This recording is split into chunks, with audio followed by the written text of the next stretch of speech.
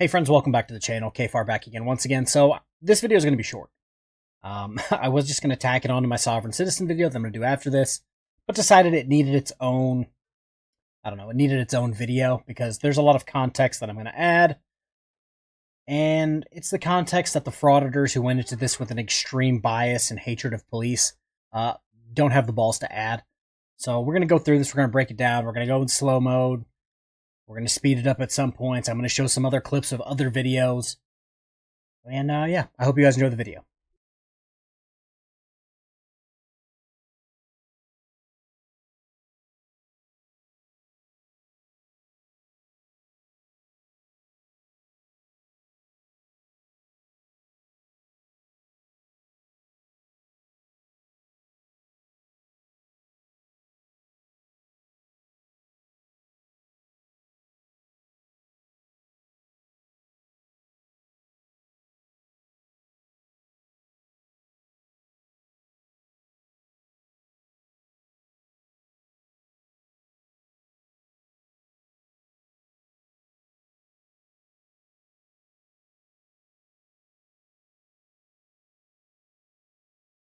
So guys, I feel as if this clip is never going to get done. This is take number 21 because I'm trying my damnedest to be serious, but I'm not as mortified with the fake outrage as frauditors are about this. She resisted arrest and got taken down.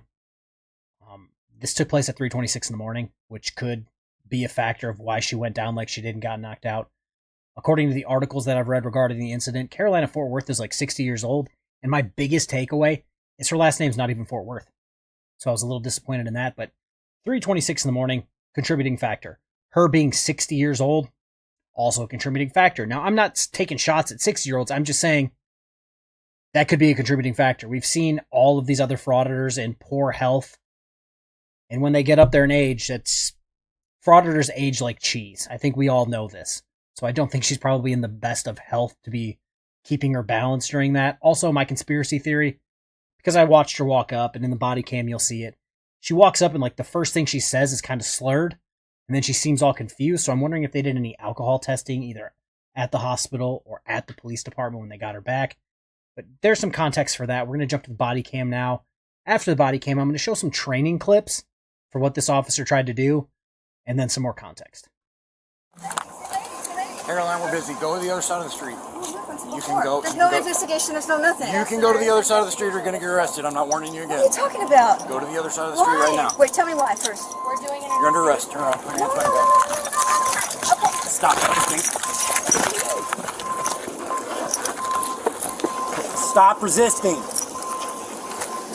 So like I said, you saw her mosey on up, started slurring her words a little bit with the first couple sentences, kind of straightened out there in the middle, and then just seemed super fucking confused, which alcohol or drugs will do that to a person. So again, I'm not saying for sure she was drunk, for sure she was on drugs. I'm just saying I hope they fucking tested her. That's all I'm saying. Now we're going to get into what happened here. A bunch of the gimbal gaggers, like I said, are coming in and saying, oh, are you going to say stop resisting when somebody's knocked out?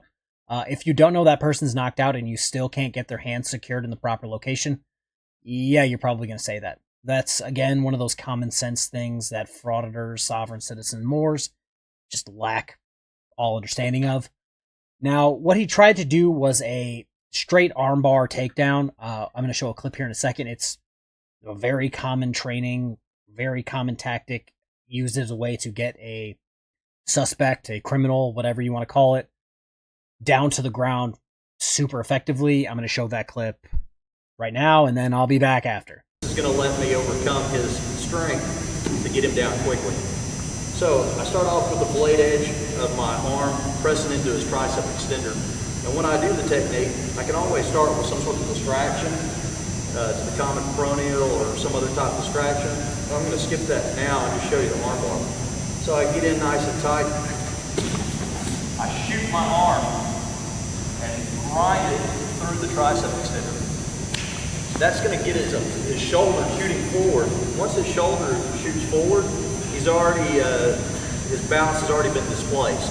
The finish of the takedown is really pretty simple. So once again, I'm here. What I'm looking for is this shoulder movement. If you see that shoulder, just with the explosion into the technique, it already gets him going off balance. For me, the final bit to help take him down is I'm going to pivot on my right foot. So this takes little to no room. Just a simple shift of my body as I'm doing it will help take him, whipping him off his feet. Like I said, if that's not an option, I can do it, taking him straight down. So I'm going to try to run this back quick. I'm going to make some assumptions. If you're here watching this video and you support me, I'm going to assume that you have a functioning pair of eyeballs and a shred of common sense at minimum. Now, straight arm bar takedown, that's what he was trying to do. It looked like a variation. He ended up getting one arm and like an elbow, which caused her to hit the ground head first. She ate some concrete and got knocked out. There was no ill intent, like frauditors are saying. They're making it out to, they pummeled her after she went down. They kicked her, punched her, curb stomped her. They were trying to end her life. That clearly didn't happen. There was 2 angles. None of that took place. This is a technique that I'm familiar with. I was trained over the arm. I saw people train under the elbow, twist the elbow back. The list goes on for variations for this technique. Police officers, booking officers, parole officers, corrections officers, court officers, security guards, martial artists all know some variation of this takedown. Some people are, again, frauditors, they're gimbal gaggers. People, I saw this video first on old Dave Finkel or old Sarge Finkel, whatever the hell his name is. It's just a gaggle of fucks over there, honestly. It kind of seems like they all hit their head and never recovered. I've seen they tried to unalive her. It was felony aggravated assault. You saw her hit the ground, and then nobody hit her. That's just what it is. Some of these people really need to grow up. I know they hate police because they hold them accountable, but this is not the issue. Just flat out. Yes, did something go wrong? They should pay for her medical bills. Sure, whatever, that's fine. But, yeah. And then, she started over here. How did she end up over here? Well, you guys just saw the guy literally do the technique in slow motion, and the guy moved 4 feet, 5 feet. That's how she got from here to there. Yeah, hopefully you guys have a good day. I'm really over this video. I'm really over this situation because there's so many other things frauditors could be talking about.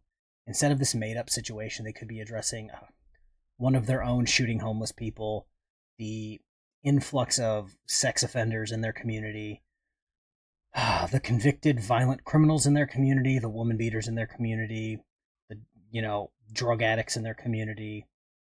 The list goes on and on, but instead they hyper-focus on this, seems like a manufactured incident.